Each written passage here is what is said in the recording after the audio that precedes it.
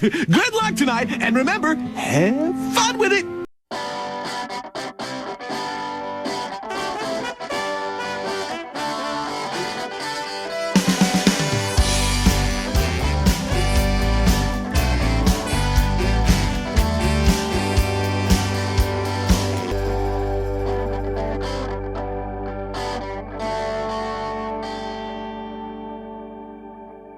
Hi, welcome to S'mores Podcast. This is Brendan. And Brian. Week number 6. Yes, week number 6 of this sweet treat that we've actually been able to keep going. I really, really hope we can keep this going post-quarantine. It's been so easy to keep at it because of quarantine. Like, as soon as we both can get busier once again, that I hope we can keep this up. Because I like being the Heather Graham to your Graham Norton, or and then there's the chocolate and the marshmallow in between. A couple of graham crackers. Oh, okay. I'm like, where are you going with that? We're just. Well, I thought you were gonna say like Kelsey, Austin Powers, couple of Kelsey Grammars. Are they gonna reference Scrubs? Just Grahams out there. Okay. Graham Norton. She has a new show coming out. Heather Graham? Yep. Oh, that'd be nice. That'd be pretty cool. I'm assuming TBS. Yeah, no, that makes sense. Well, I mean, what do you think it's going to be about? Well, first of all, Heather Graham she's still a very, very beautiful woman. I think she's 40 now. Oh, yeah, that's not old. No, I'll look up to see what it is. Yeah, no, I remember from The Spy Who Shagged Me, Austin Powers 2. She's 51. 51? She's 51. Yeah, when you got it, you got it. She started getting big after Boogie Nights in 97. That was 1 year after I was born. Yes, it was. You could do the math to see how old she was when you were born. I don't need to do that math. I understand how it works. It's called, I feel like The Stand was already out, but she's in something coming out this year. Okay, yeah. I always am so fascinated by pilot season and the very nature of just like shows that make the cut, don't make the cut, and also shows that like start and you're like, I'm not going to watch this. And you can already tell sometimes what shows they believe aren't going to succeed because they put it like on a Friday at 7 p.m. Yeah, it's already destined to fail. You already paid for it, so why do you just assume? Why do you put it in the worst slot? I'm guessing it's because that slot has to be filled, so they're like, we might as well double down and put a show that we know is going to fail in a slot that we know that's going to fail, just so that there's a product happening at that time. You'll have shows that don't do well when it airs because on, let's say, 7 p.m. on a Friday, but does really well in streaming. But they don't count that. Well, I mean, I'm not a TV executive, but I definitely think No, you're not. It's no, I'm not. Or I could be. That's we've disclosed that. Neither of us are TV executives. We could be. You'll never know. Well, we should probably disclose it if we're talking about pilot season. Oh yeah, no, we are not TV executives. Yeah. So now But we know. But we could be. So you're not one, but I could be. No, but you're saying something. Oh no, there was no point to what I was saying. I was essentially just saying that I'm not a TV executive, but I definitely see that it's a very difficult minefield because you just get a bunch of premisi, a bunch of different prompts of different shows and pilots, and you just got to be like, is this one a winner? Is this one not a winner? They record an entire... They record, yep. They record it. They film it and edit an entire episode. It's a whole pilot. They greenlit a pilot. Yes. And it goes all the way through. Yeah, it's a lot. I mean, yeah, they did a lot of shows like that. I remember. Do you remember that show with the actor that used to play Mr. Fantastic? It was like he solved crimes, but he also was immortal. And he can't die. I get ads for those all the time. Yeah, is that show still going? No, but it's on some like low level streaming service. Oh yeah. That's the thing. It's almost like some streaming services are like the graveyard. Well, it was a Fox show. Fox doesn't let things breathe. No, but that's the thing. It can do really well in streaming. Or it can go really well once people actually start learning about it. But if it doesn't do really well that night, it doesn't matter. Then you have like Netflix that would just keep putting out things. They'll put out 1,000 things in 1 year and won't tell you how it did. That's true. They do keep their cards pretty close to the chest. Like, they are millions and millions in debt, but we don't know how things are doing. Well, when you think about it, I mean, I've thought about the numbers that Netflix probably makes. I mean, we were just talking about a little while back about how, like, Netflix, like, they raised their price. They're raising their price, but all their worth is in their stock. Yes. They're actually a worthless company. They don't make money. Yes. Okay. I see what you're saying. Because they're trying to, like, for instance, they're putting out a new movie every Friday this whole year.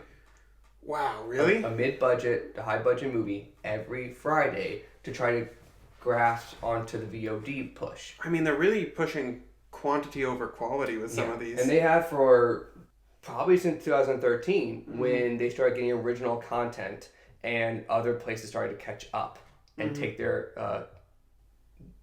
IP back. Yep. Like, okay. Peacock now has The Office. Yeah, that's true. Well, once again, it's the great streaming service wars. It's just cable, but more expensive. Yeah. Like right now with the Golden Globes and SAG, almost everything nominated, majority of people haven't seen because they're all exclusive to certain streaming networks. So, like, how can you vote on something or even know what a movie is if it's only been on one streaming service? Okay. Let's. Okay. I want you to hit me with a pitch that you think Netflix would immediately grab and make right now off the top of your head. And I'll do one too. Okay, so we're saying things that they would absolutely do not, if, like, trying to decide if it's real or not real. Oh yeah, no, I'm just saying, like, an idea that you're like, there's no way Netflix wouldn't make that into a show. Okay. Female detective in Victorian era London. Boy disappears. Ooh, okay. Dog is psychic. 12 issues. And 12 episodes? Yeah, 12 episodes, 12 issues in each episode because there's issues. And it's always under, if you like Sabrina, you'll like this. Oh, that's definitely a winner. Netflix would pick that up. Let's try to play this game that you gotta be as flat as possible. Like, nondescript. Like I just said, white girl, Victorian era, dog. Yeah, okay, so fantasy series. Yes. Already. Minority lead. Okay. Troubled family past. Lightly historically based. Recommended for you if you liked Marco Polo. Show or movie? This is a show. It's a limited run series. See, I think as a movie it would. You think as a movie it would? Because they only need to invest into like a 2-hour thing. So like, oh cool, it's another fantasy thing. See, I would do a limited run series, 4 episodes, 30 minutes each. So 2 hours? So 2 hours. But it's for some reason that'll grab someone more than watching a... See, I don't know what it is about like shows, but it's like I even get that way sometimes too, where it's like I don't want to sit down and watch a 2-hour film sometimes, but I'll watch 4 30-minute episodes. See. And I know that there are a lot of people that are like that as well. Not to put you on blaze here, but the only person I know that is like that. Everyone else I know is like, I'd rather watch a 2-hour movie than watch 3 episodes of a show. See, I think we run in different circles, because I know a lot of people that... You're not in any circles. You're watching 4 episodes of a show instead of a movie. Well, I mean, also everyone's in quarantine, so everybody's watching a lot of stuff, but that's something that I've seen as well as a lot more, where people will sink that time in there, but like, it feels... Because they know that they can walk away if they want to, in those 30-minute time periods, it feels more digestible than to sit through a whole 2-hour film. Even though they can pause it and, play it, but like, when I watch a film, I'm going to watch the whole movie through like most people do. But with a show, if I only watch the first 2 30-minute episodes and I don't feel like a series, I don't have to feel invested to watch the whole rest of the film. I can just stop the series if I don't feel like it's grabbing me. And there's also natural beginning ends within, because it's 4 arcs instead of 1. Mm-hmm. Well, also those limited run series, or especially this completely imaginary one, it would grab you in the sense that like there wouldn't be a ton of resolution at the end of each of the 4 episodes. It would be like a... It'll be cliffhangers. Yeah, so they'd be keep going. Yeah. Yeah. So it's like 4 small arcs instead of 1 big one. Mm-hmm. Which, it depends on the story. If the story needs to have those natural beginning and ends throughout it, like if it's a cold case story, it can work. But there's movies that it needs to be 1-2 hour arc for actually Oh work. wait, no, I forgot the hook that's gonna really pull you. The dog is psychic. Right? So, have you seen the movie by Quentin Tarantino, In the Snow, with the bounty hunters? Samuel L. Jackson's a major character. Yeah, the Hateful Eight. Hateful Eight. Did you see that when it came out? Yeah. Okay. Did you watch it when it got split into 4 parts on Netflix? No. No. So you haven't Because seen it yet. I'd already seen the movie. If 2 versions came out the same movie, I would watch the episodic part. why? Because, like I just told you, if I didn't get hooked by it in the first part or the first 2 parts, I don't have to then sit through the whole thing. That's a long movie. Yeah, but if you're splitting up into 4 half an hour, 30-minute increments. Yes. You can at any moment stop that film and turn it off. I know. I'm saying just the way I absorb and I take in film and cinema is that I finish a movie all the way through, even if I'm not enjoying the film, because it's that one cohesive product and it was created like that. I give the whole movie a chance, whereas like the episodic thing allows me to feel like I can walk away from it. Have you ever turned off an episode of a show? I always finish an episode and then I turn it off. You never just walked away from a movie? No, unless the movie is absolute garbage. I usually always finish a movie unless I'm like, this is unwatchable garbage. And how much time do you give a bad movie until you turn it off? Well, it depends on the genre, for one thing. Like, the genre is what pulls me in. Because, like, I'll watch a bad fantasy movie because I like the fantasy genre. Same thing with sci-fi. But if it's a drama and a bad drama, I'm like, I can't watch. Or a bad comedy, I can't watch a bad comedy because if the jokes aren't landing, then why am I here? Well, see, so genre doesn't matter to me. It's just quality. Quality trumps genre because at the end of the day, it doesn't matter what genre it is. If it's poorly made, or poorly written, or poorly acted, it's poor. Yeah. So I love comedy and sci-fi, or better example, I love historical films. Mm-hmm. 50 minutes into Jackie, my dad and I turned it off because it's bad. And really? I love Natalie Portman. And 15 minutes in, as an Irish Democrat, my dad and I looked at each other like, are we liking this? Like, we're not liking this. And we turned it off and found a different movie to watch. Wait, I might be thinking of a different film. Is that the one about... What is Jackie about? About Jacqueline Kennedy. Oh, okay. For some reason I thought it was a film about Jackie Robinson. No, that's 42. Yeah, 42 is what I thought you were talking about. I'm like, oh, you didn't like that movie? No, 42 with Chadwick great. With Chadwick Boseman? 42 is a great movie. Harrison Ford did a fantastic job. That's probably some of the best acting he's done. Is in 42. But no, at the end of the day, it doesn't matter if a movie or a show. Like for a show, I will give it 2 episodes, 2 or 3. But for a movie, I will give it the first 25 minutes because in arc relation, it's the same. Because in each of those will, in the first 10 minutes, need to hook the audience to get through a small narrative. In the way it's constructed. In construction, the first 25 minutes of a film is the first 3 episodes of a 10 episode series. If you look at Game of Thrones, the first 3 episodes that ends with them getting to learning everything about the capital, getting to the capital, and Ned meeting with Cersei and everything. Mm-hmm. That would be the first 20-25 minutes of a movie because we need to end the movie with Ned's death. Yeah.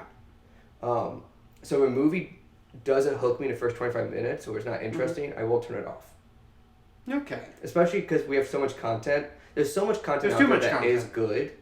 You have to sift through a sea of content. Yeah, I just watched the whole season of the Dick Van Dyke Show. Yeah. And it's brilliant and it's great. Because WandaVision inspired you. Exactly, and I keep it on because it's good content, even though it's in black and white, which I really don't like. There'll be others, but for Breaking Bad, I've only watched season 1 because I thought it wasn't good, even though I've been told it gets really good at the end of 2. But that's like telling someone to watch a trilogy, but it doesn't get good until halfway through the second movie. Yeah, I mean, that's a tough investment for anyone to say. I mean, that's the big thing also with a lot of stories, is that it's extremely difficult I've noticed for a lot of creative works, it's extremely difficult to start a story and to end a story.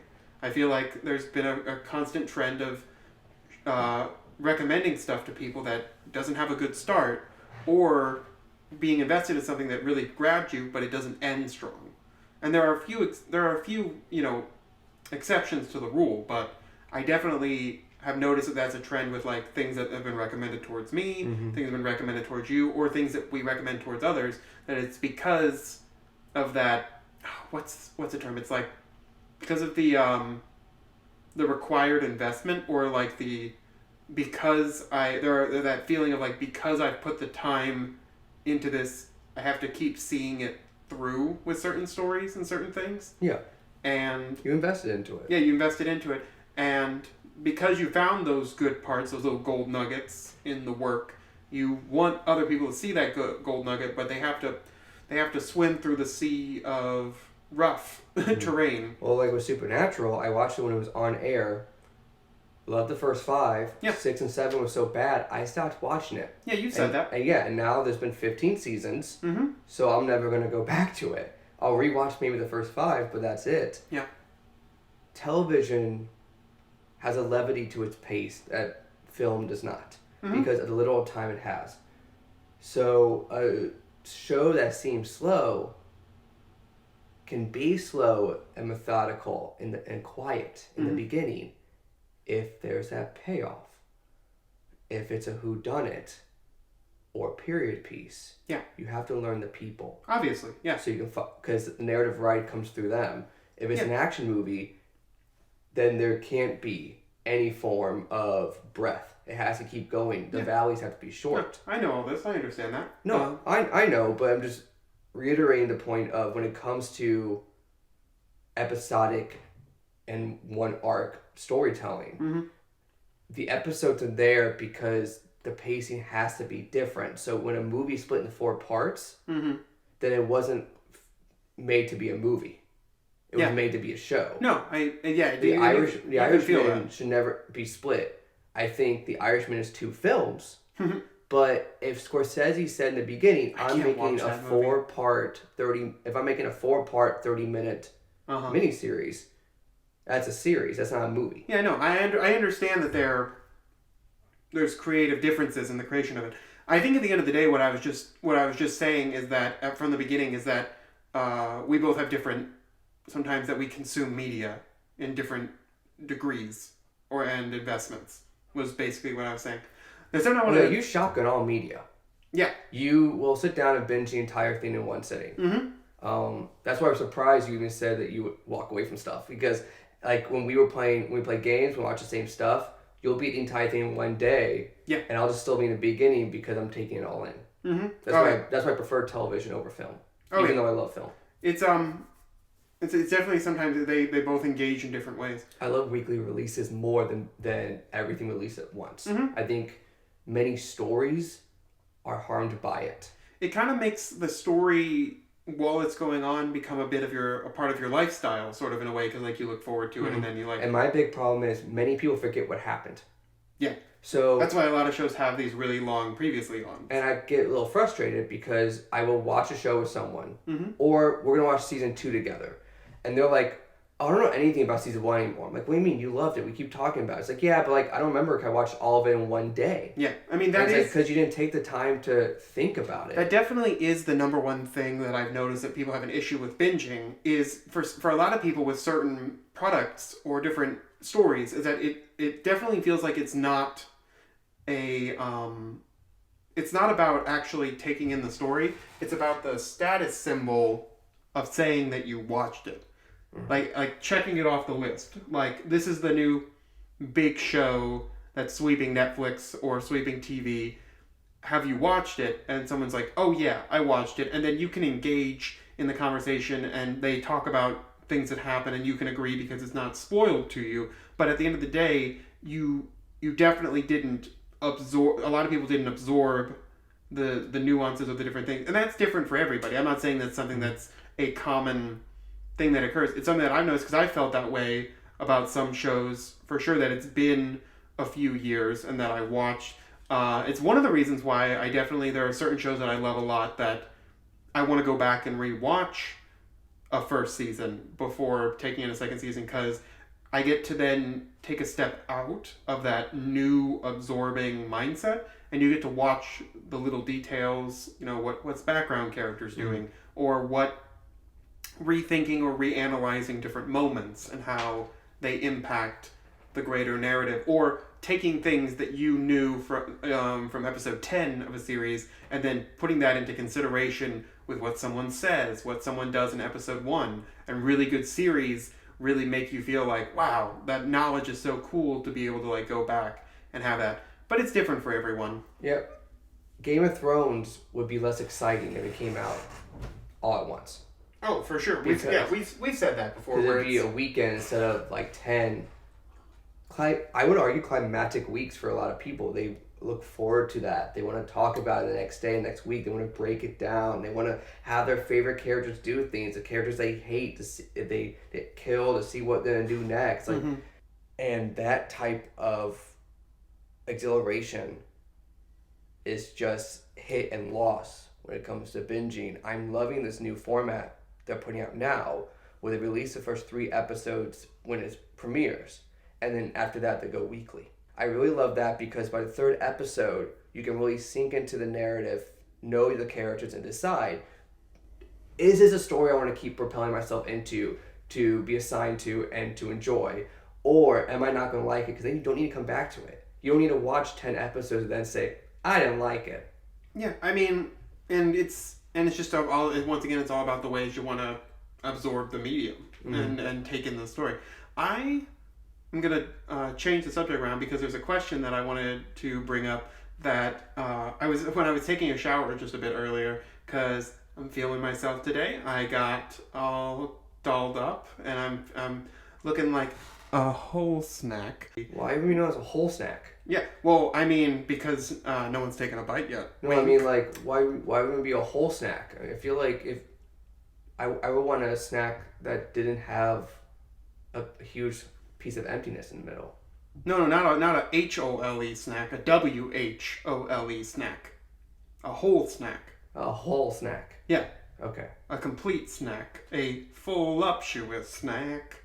And that's what I look like right now, folks. Imagine that however you will. But when I was in the shower, this question came to me, and I wanted to ask you because I thought it would be a really interesting conversation topic. So, all of a sudden, on planet Earth, all modern day military weaponry and firearms cease working. Now, by that, what do you mean by that? I mean that all of the schematics and abilities to make and use any firearms and the firearms and explosives themselves, all modern day weaponry beyond bladed and bludgeoning weapons cease to exist. Okay, so we're going back to like 1600s. Yeah, like bows and arrows before musket and ball. Yes. Okay.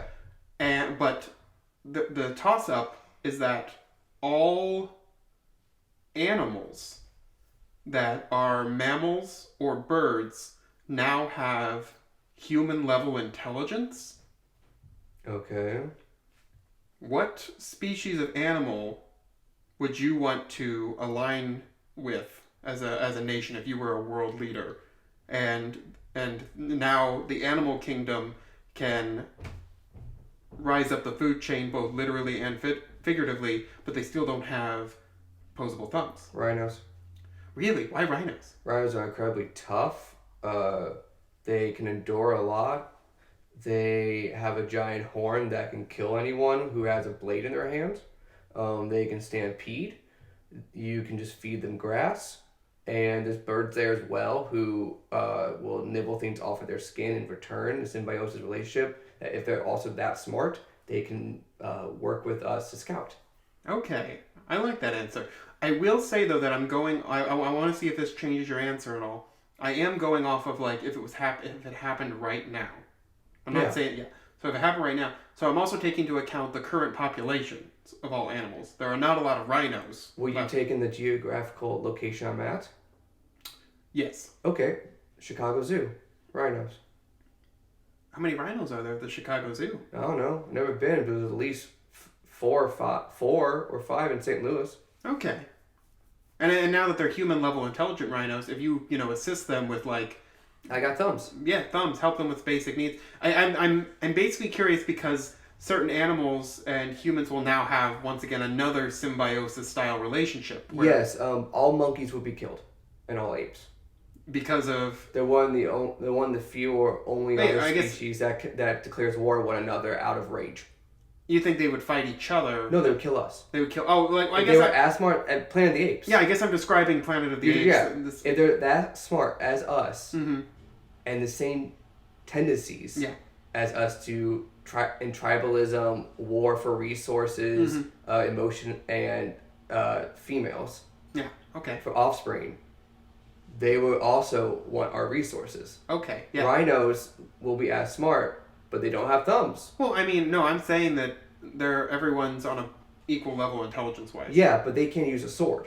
No, they can't use tools, I understand that, but I'm saying that they still are intelligent enough to understand tactics, and... Yes, but they can only do then one thing, the stampede. Monkeys can learn how to dual wield weapons and guerrilla warfare, because they can also climb trees and hide in the bush. Oh no, yeah, I'm saying that there are, I like that idea that it's humans and every other animal species against all the primates. Yeah, I mean, no, we can't trust the primates, and that sounds oddly Specious, geneticist-ish. Yeah. But no, it's because you can't ally with them because we would start bickering one another in the same way we bicker with other humans and alliances. I guess then it would kind of be like a Cro-Magnon or like a Neanderthal kind of situation where it's like... Not even, because our minds would be equal. Yeah, but I mean, well, it would be heavy. I'm sure there would be heavy speciesism. The question is, if you're having, I'm assuming there's a war going on. We're having allies. Well, I mean, species at war? I mean, you'd like to think in this situation that there is peace, but I'm sure there would be splinter groups. So, let's say there's peace, but like a world power peace. There's like NATO and all that. Sure. The primates are in a weird place like Russia and China that they're technically, we're buddies, but we know they will become our biggest enemy. Yes. Because they're the closest to us. When it comes to allies, you get an ally to either enhance your power or to make sure someone powerful can protect you.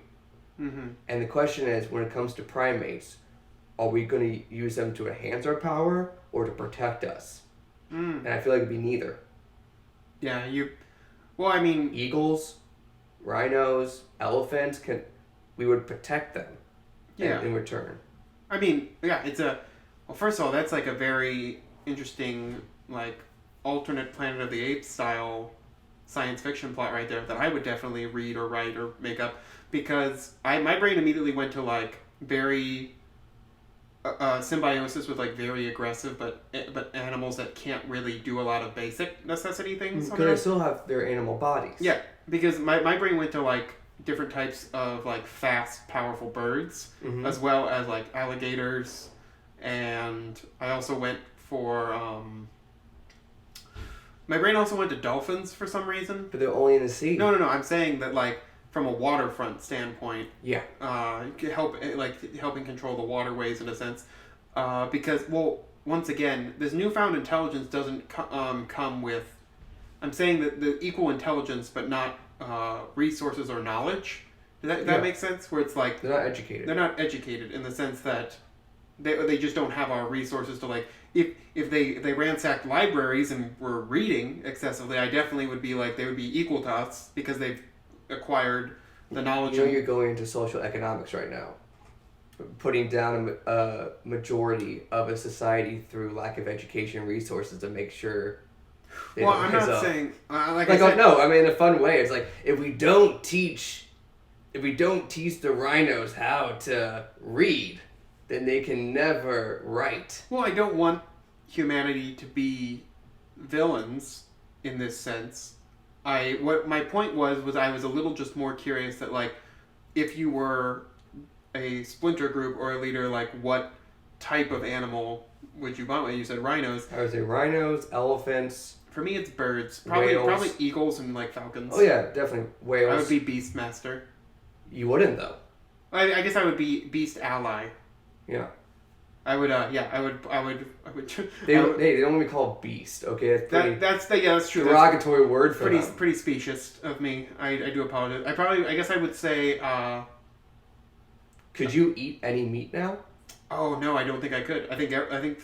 Well, that would be a really interesting conversation. But the idea is, because there's the whole joking. Some people are serious concept like I don't eat anything that has equal intelligence to humanity. Mm-hmm.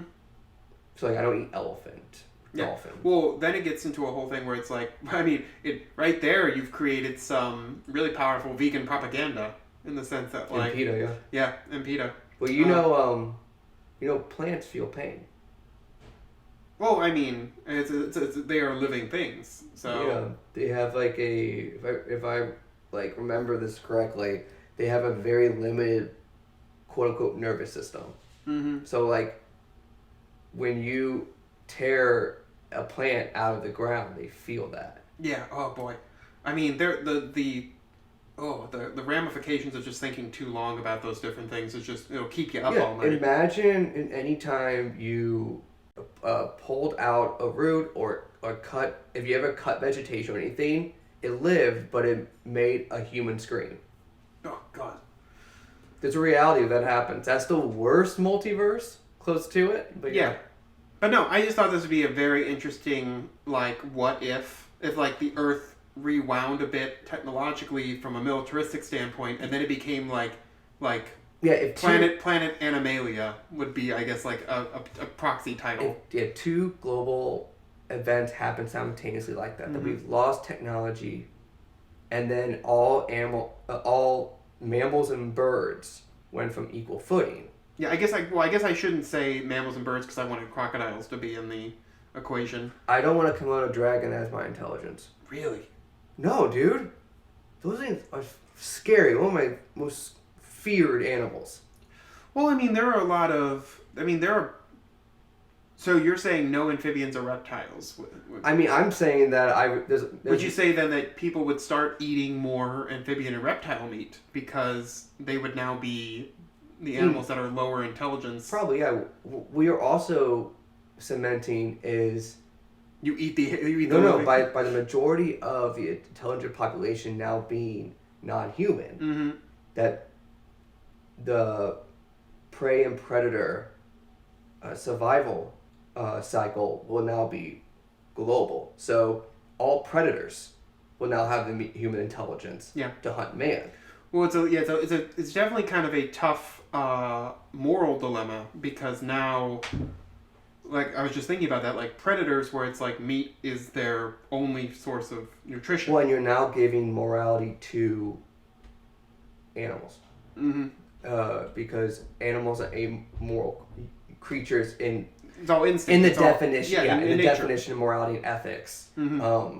Humanity, because of our ability of the frontal lobe, can do this. That we can think in this nature. So now you're giving all walks of life the ability to be cognitive about life and death and morality. Once again, very powerful vegan propaganda. If a story like this ever was created, this story would not last 3 episodes for me. Yeah, that's fair. Because where do we go? It's just war.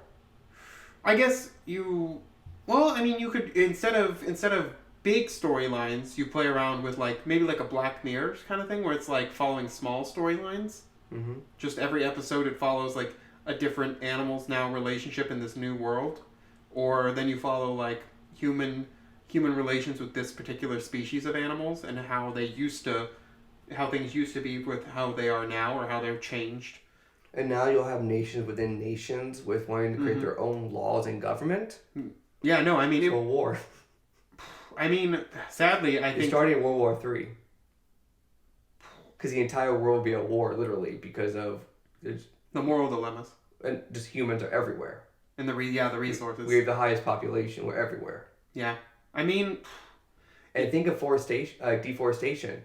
All mammals now, if they have the ability to use tools, like primates, mm-hmm. can now cut down trees and use craftsmanship and blacksmithing and mine. Yeah, I guess a lot of species wouldn't continue to live in the way that they You would have thumb and no thumb factions, and non-thumb animals will have to ally with thumb animals because they can create tools. So you have animals who have the history of being domesticated with man. Mm-hmm. So dogs, for instance, and cats, most likely cats. Dogs would stay with humans. You'll have some who's like, I want to go with primate. Mm-hmm. Or I think koalas have thumbs. Don't know. Koalas aren't gonna do anything. They just get high. They'd be the stoners of this They deal. have chlamydia. That's all they do. Yeah, this is the second time we brought up koalas and their chlamydia. Well, it is post Valentine's Day. Oof. What a segue. Good What place. about flamingos? Bar or animal? Animal. Okay. You think they'd be universally killed off immediately? They're being killed off now? Yeah. Okay, here's a good rule of thumb, with a pun intended. Okay. If they're already being killed... Is that on the walls of the Yeah. thumb order? Rules of thumb? There's a thumbs up and the thumbs the down. thumb empire and the no thumb empire. Thumbs up, thumbs down, those are the two flags and two allegiances you have. Rule of thumb, though, is if they're already being killed now... Okay. They're probably going to be killed when everyone can do it. Ooh. If the antelopes are dying now, All right. in an open plain, Okay. how will human intelligence stop the tiger from eating them, the lion from eating them? Dude, imagine a gorilla that gets into blacksmithing. The things that they could make. I feel like that's a comic book. Oh, I'm sure it is. Somewhere. There's so many intelligent gorillas in comic books. Yeah. A lot of them have psychic powers. Gorillas are cool animals. Yes, they are. It's really funny that there are psychic gorillas. So they're like, gorillas are already pretty cool. What if they also had strength of the mind? Yeah. I mean, Gorilla City in DC Comics is an entire hidden city of telepathic gorillas with technology better than ours. Yeah. No, that's pretty cool. I mean, gorillas are beautiful creatures. Yes, they are. And in the New World Order, they definitely would take a very high seat in... Do you remember the episode of the Tarzan TV show about the albino gorilla? I don't remember the Tarzan TV show too. Well, that's a good place to end the podcast then if you don't remember that episode. Oh, man. Hard cut? Hard Very well. cut. Thank you so much Just for like listening. just like the Tarzan show is hard cut. There's a hard cut. No Phil Collins. I didn't watch it. No Phil, no me. No Phil doesn't pay the bills. Yeah, no Phil does not pay the bills. Thank you so much for listening, everyone. As always, Aquaphor. make sure to leave a like and subscribe and leave a comment if you want to. We just if you're keeping up with us and are subscribed to the channel, we appreciate you so much. Yeah, and comment below the animal you would want to join your faction. Exactly. And comment below your favorite Tarzan TV show antagonist. Yeah, let inform me Mine more. was Clayton's sister. Really, that sounds cool. I feel like that happened. Oh, you're not sure? Well, have fun, everybody. All right, have a great day. And make sure to give lots of love out there.